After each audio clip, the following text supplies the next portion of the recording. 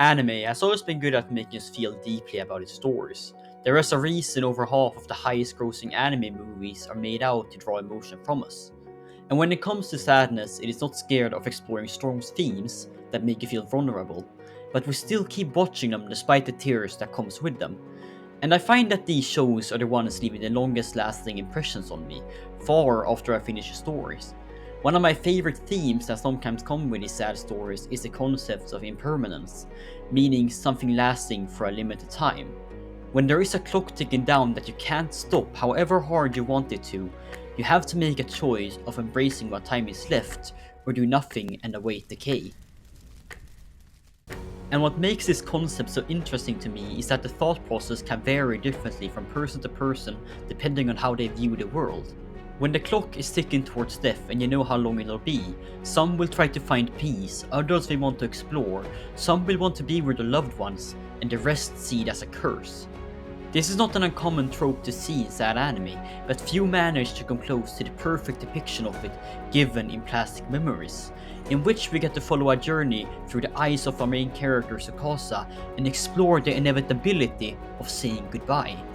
And sometimes a simple goodbye can be the hardest word to say.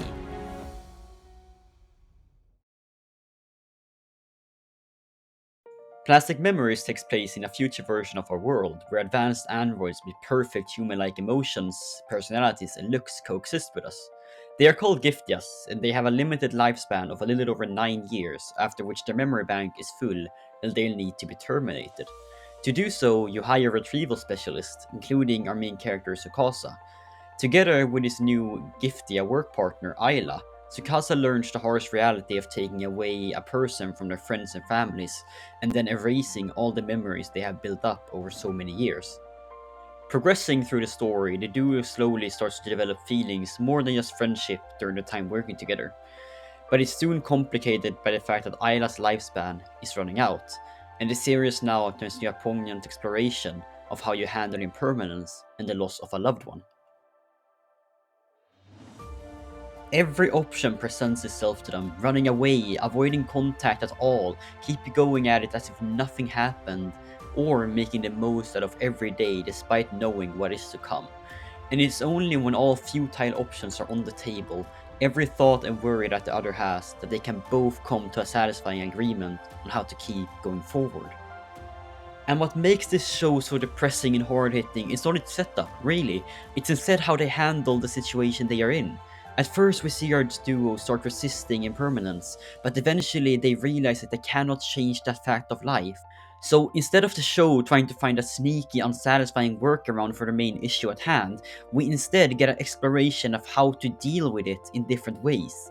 I was pleasantly surprised at this fact at first. I always find it so cheap when a whole story is built upon the plot point, and then they just solve it like it was never there in the first place. Here instead we deal with the issue, we don't magically solve it. And dealing with the inevitability of saying goodbye, or well, death, is a topic humans have tried to conquer since we first developed consciousness. In the story, we get to see one of these attempts at dealing with it, cultivating gratitude. This way of tackling the issue often ignores the aspect of the situation that is negative. Instead, having to deal with the oncoming death and the negative emotion that come with it, one instead tries to fully ignore it by focusing on gratitude for what one has and what they've gotten to experience so far. Same way of how in the show, instead of dwelling on the future loss of each other, they instead use their last times together to create more memories with each other, so in the end, they can be grateful for what they did have, not sad for what they didn't. Even if this way often directly tries to ignore some of the negative aspects of it, it's still needed to have some sort of resilience to actually adapt to what's to come.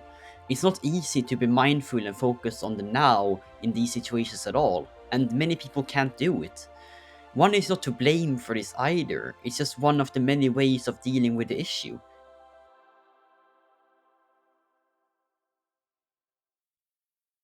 This is how we get more of these amazing stories such as Plastic Memories.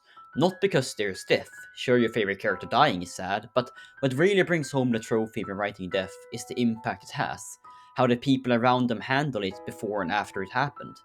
This is why the concept of impermanence, especially when it comes to death or loss, is so exciting to me. Because when explored correctly, you not only get the change itself, but you also get the impact it creates. And I find that often the impact far outshines the action itself. Because what is death if no one cries? What is happiness if there's no one to laugh?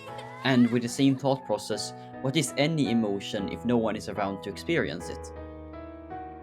To try to end this with a grand learning point to take away from plastic memories, I don't think any could be better than gratefulness. If there is something the ending brought us, was the gratefulness they both shared over the time they spent together. This is why the ending felt so unfair, because how can two people so happy for the little time they have not be deserving of more? But the fact of the situation is that it was never about deserving or not. This was the reality, and they chose to make the best out of the memories they had left to make. And to that, I say thank you, Plastic Memories.